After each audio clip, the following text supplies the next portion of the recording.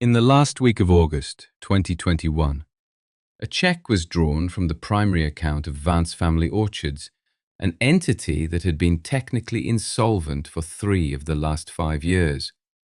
The check, number 3304, was for the amount of $14,782.50. It was made out to Ohio State University and mailed in a plain white envelope with a 58-cent stamp to a bursar's office 112 miles away in Columbus. The memo line, written in a neat, compact script, read, "Leo Vance, fall semester." This money paid for 15 credit hours of undergraduate classes, a shared dormitory room in Smith-Steeb Hall, and a mid-tier student meal plan. It paid for a future far away from the 88 acres of rolling land that had produced it. The money came from the harvest of 40 apple trees. 40 trees that the boy's father, the owner of the farm, had declared officially dead 4 years earlier. The declaration was made on November 12, 2017. It was a Sunday. Ilara was 58. She had never left the farm, save for a 6-month period in 1981 when she'd worked at a nursery in Worcester. She was known for her silence and for the small, worn leather pouch she kept on her belt. It held 3 grafting knives and a whetstone, tools that had belonged to their grandfather, Elias Vance. Samuel tapped a page in the 2017 ledger with a thickened finger. Our yield on the Red Delicious was down 18%. The distributor paid $310 a bin. After freight, packing, and the co-op's cut, we netted $98. That doesn't even cover the spray program. He sighed, the sound of finality, of a conclusion that had been fought and lost internally 1,000 times before it was spoken aloud. He looked past his son, toward the window that faced the oldest section of the orchard, the North 40. It's over. Those trees are dead. They just haven't fallen over yet. He wasn't talking about all 1,200 trees on the farm. He planted a shallow-rooted variety like a wine sap on the shale deposits near the crest of the hill. He planted for pollination, for staggered ripening, for resilience. He had seen the blight of 28 and the great drought of 34, and he had learned that uniformity was an invitation to catastrophe. His orchard was a conversation between 40 different individuals, each with a name and a purpose. By the time Samuel took over, that conversation was considered a liability. The market didn't want conversation. It wanted volume. It wanted predictability. It wanted the singular, waxy, beautiful, and bland perfection of the Red Delicious. So Samuel had done what he was told. He had followed the advice of the university extension agents and the chemical salesmen. He had planted 800 Red Delicious trees in a high-density block in the South Field in 1985. For a while, it worked. The checks were good, but the soil grew tired, the pests grew resistant, the sprays grew more expensive. The price for a perfect Red Delicious, an apple designed for shipping and shelf life rather than taste, cratered as every other farmer in the Midwest planted the exact same thing. Samuel had optimized his way into a corner. Now, in 2017, a man named Mark Renslow was telling him there was a new way out. Renslow was 34 years old, held a degree in horticulture from Cornell, and worked as a consultant for AgriFuture Solutions, a firm that helped orchards transition to next-generation profitability. He had visited the Vance farm 2 weeks prior, at the invitation of the farmers' co-op. He was confident, articulate, and carried an iPad full of charts. His presentation at the oak table had been a masterpiece of gentle, data-driven condescension. He showed them satellite maps of their own property, charts of rainfall patterns, and spreadsheets projecting yields down to the bushel. His logic was clean and unassailable. The old model of low-density planting, Renslow explained, was economically unviable. Labor costs are too high. Input costs are rising. The commodity market is unforgiving. The future, he said, tapping a glossy picture of an orchard that looked more like a vineyard, is in high-density trellised systems. He proposed they rip out everything, all 1,200 trees, especially the North 40. In their place, they would plant 6,000 new trees on dwarf rootstock, supported by a post and wire trellis system. They would plant a single variety, the hot new apple, the one everyone wanted, the one that commanded $5 a pound at Whole Foods, the cosmic crisp. The upfront investment would be $35,000 per acre, a total of $420,000 for the 12 acres of the existing orchard. The co-op had a partnership with a bank, which was offering low-interest loans guaranteed by the USDA. The spreadsheet showed they would be profitable in year 4. By year 7, they would be netting $25,000 per acre. Each one with a new kind of apple, a new kind of spray, a new kind of certainty. They never seemed to look at the trees themselves, only at the numbers they produced. She walked to the table, her work boots silent on the worn floorboards. She didn't look at Renslow's iPad. She looked at her brother. "Don't cut them down," she said. Samuel's face was a mask of exhaustion. "What are we supposed to do, Ilara? Let them rot for another 40 years. There's no market for a black gillyflower apple. Nobody's heard of it. You can't sell it." "Let me have them," she said. "The North 40. You do what you want with the rest of the farm. Just leave those 40 trees to me." Leo scoffed. "And do what with them? What's the plan?" Ilara turned her gaze to her nephew. It was a calm, steady look. "The plan is to listen to the trees." It was a ridiculous statement, and in the silence that followed, Renslow saw his opening. He shifted into his closing argument. "Look," he said, his tone softening. "I understand the sentiment, I really do. There's history in those trees. But a farm is a business, and the business has to survive. This plan gives you a path to survival, a path to profitability. It's the smart play. It's the only play." The deal was struck in the week that followed. It was a compromise born of Samuel's weariness and his lingering, deep-seated affection for his sister. He couldn't bring himself to deny her this one thing. The bank approved a loan for $250,000, not enough to replace the whole orchard, but enough for the 8 acres of the south field, the part planted with the failing red delicious. The old, sprawling trees of the North 40 would be spared. They would be Ilara's responsibility. She would receive no money from the farm account for their upkeep, no fuel for the tractor to mow between them, no money for sprays, no wages for her time. They were her hobby, her folly. The rest of the family, and the future of the farm, would be invested in the 4,000 new cosmic crisp trees that would arrive on the refrigerated truck the following spring. And so, as the bulldozers cleared the south field in the spring of 2018, Ilara Vance began her work on the North Hill. She was 59 years old. Her first task was not to prune or to spray. It was to walk. For weeks, she walked the rows of the North 40. She carried a small notebook and a pencil. She observed. She had known these trees her entire life, but now she looked at them with a different intensity. She noted the way the morning sun hit the Baldwin trees on the eastern edge. She crumbled the soil at the base of the deep-rooted spires. She saw which limbs were still vigorous and which were dying back. She ran her hands over the rough, scaly bark of the Roxbury russet, a variety that dated back to the 1640s.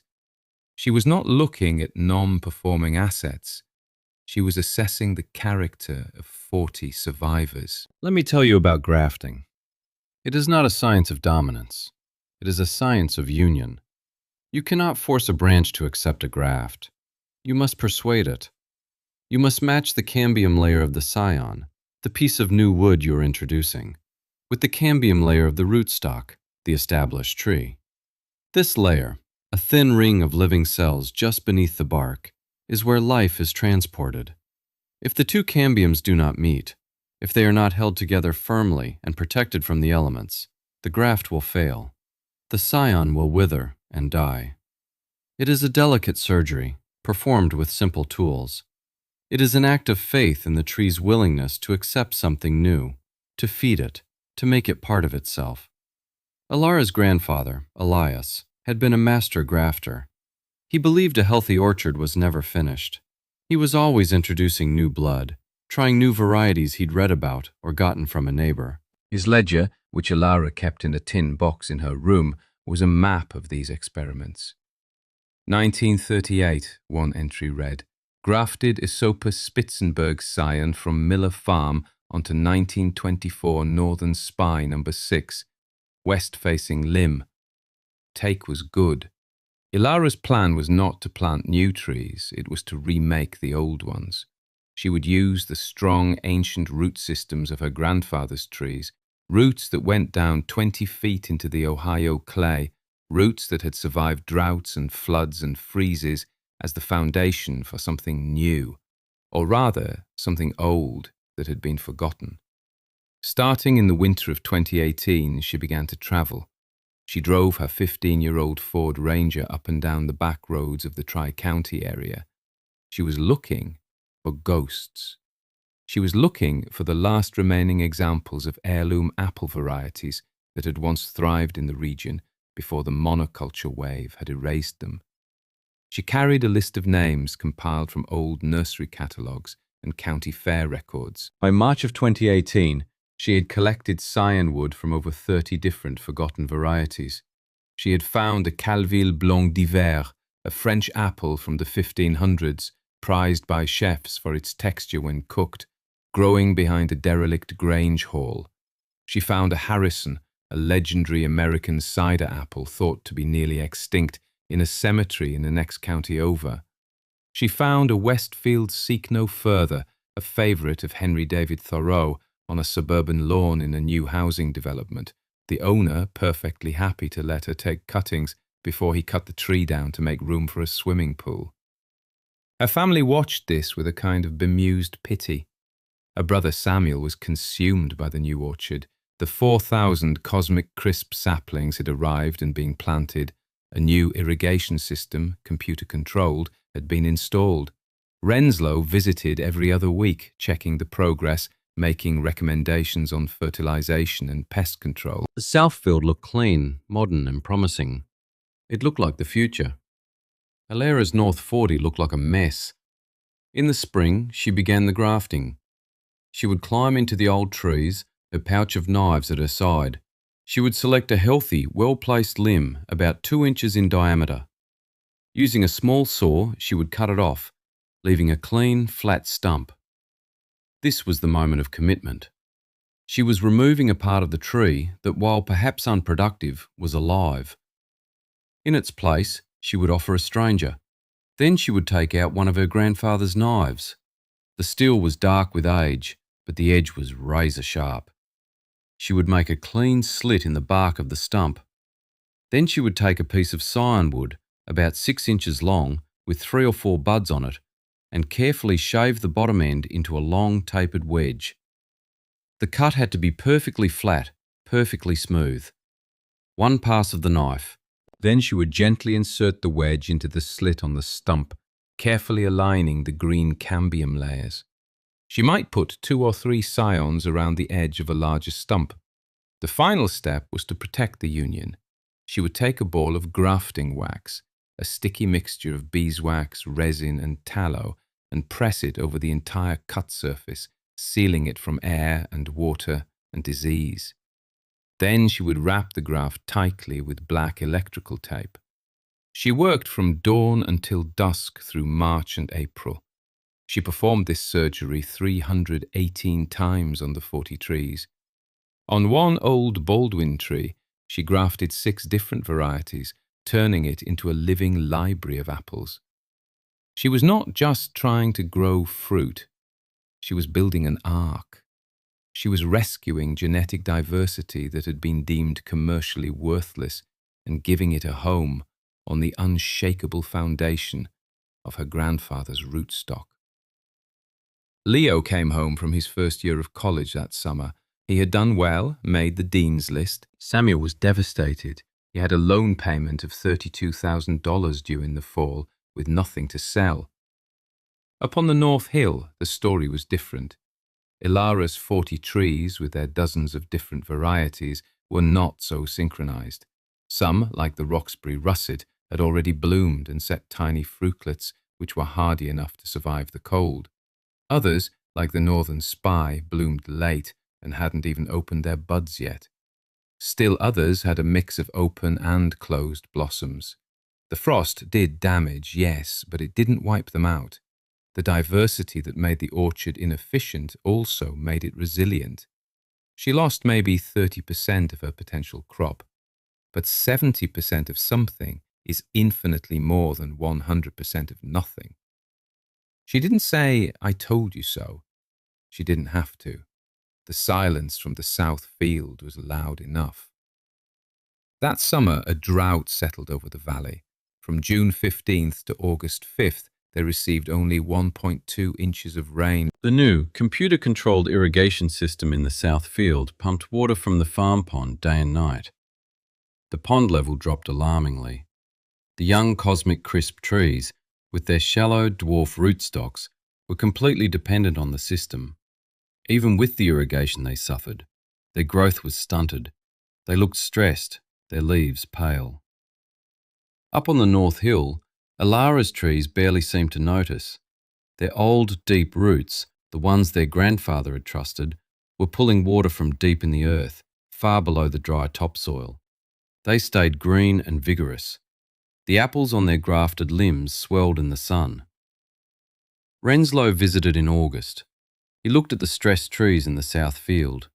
He analysed the data from the soil moisture sensors. His diagnosis was that the irrigation system needed to be upgraded.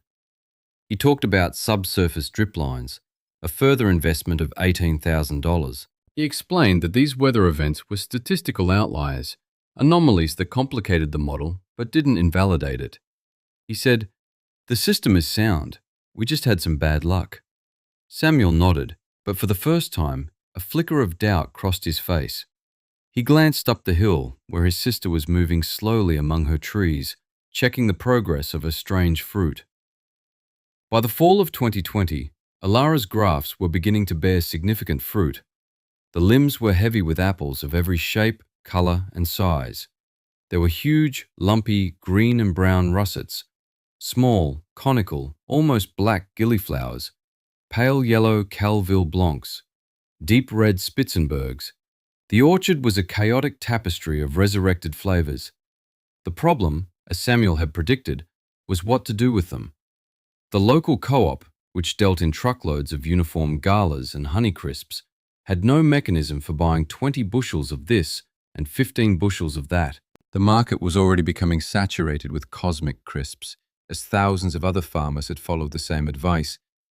The final check to Vance Family Orchards for the South Fields harvest was $31,500. After the loan payment of $32,000, they were left with a loss of $500 for the year. The system was working perfectly, and it was still failing. Meanwhile, Ilara was orchestrating her own harvest. It was slow, painstaking work. Different varieties ripened at different times, so she couldn't just clear the trees in one go. She picked the Williams Pride in August, the Cox's Orange Pippin in September, the Northern Spy in late October. She had a list of orders from 17 different buyers, chefs, cideries, bakers, and families. Her price was not set by the commodity market in Chicago. It was set by the quality of her product and the rarity of her story. She sold some apples for as high as $5 a pound. Her cider apples fetched a price 4 times higher than the best eating apples at the co-op. Leo was home for a weekend in October. He saw the controlled chaos of his aunt's operation. The stacks of boxes labelled for different customers, the emails and phone calls, the sheer complexity of it. He had been taught in his business classes that efficiency came from standardization and scale. What he was seeing was a model of inefficiency, and yet it seemed to be working. He asked her, "How do you keep it all straight?" Elara was weighing a box of black gilliflower apples. She didn't look up. You just listen to what the fruit wants. And who wants the fruit? By the first week of November, her harvest was complete.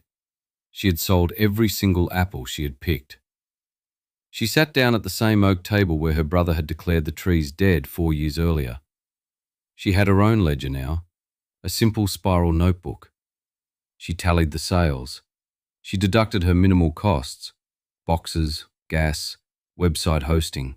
The final number was $19,652.50. She wrote it on a piece of paper and pushed it across the table to her brother. Samuel stared at it. He looked at the number, then looked out the window at the North 40, their bare branches stark against the autumn sky. He picked up the paper. His hand was trembling. For the first time in a decade, the farm had made a real profit. It had come not from the 4,000 new trees, the $250,000 loan, the computer-controlled irrigation, and the consultant from Cornell. It had come from 40 old trees, a handful of knives, and a woman who knew how to listen. A week later, Elara sat down with the farm's checkbook. She wrote the check for Leo's tuition. Samuel came and stood behind her. He placed a hand on her shoulder. "You saved us, Elara," he said quietly. She finished writing the check, tore it from the book, and folded it into an envelope. She looked at her brother. "The trees saved us," she said. "I just remembered to ask them." Leo came home for Thanksgiving. The tuition payment had been a distant number in a university portal. Now sitting at the table, he understood where it had come from.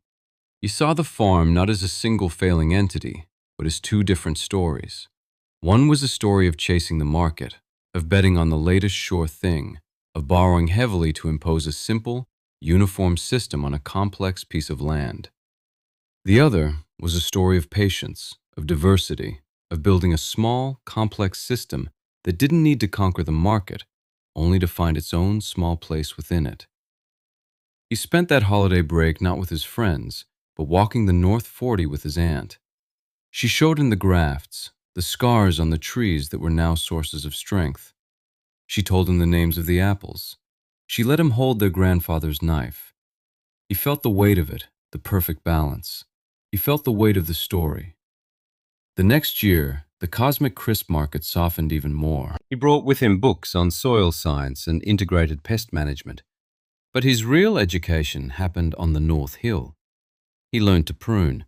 He learned to see the difference between a fruit spur and a leaf bud.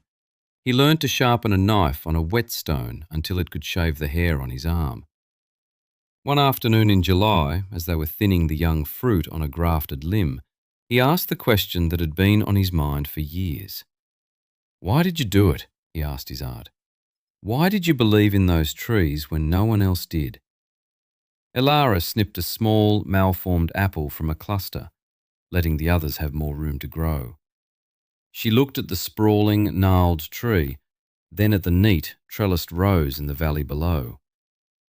"Your father and Mr. Renslow, they were trying to make the farm fit the market," she said. "They spent all that money trying to change the land to produce what the market wanted. And you?" "I listened to the land," she said, "and I went out and found the market that wanted what the land had to give." One way is a gamble. The other is a partnership.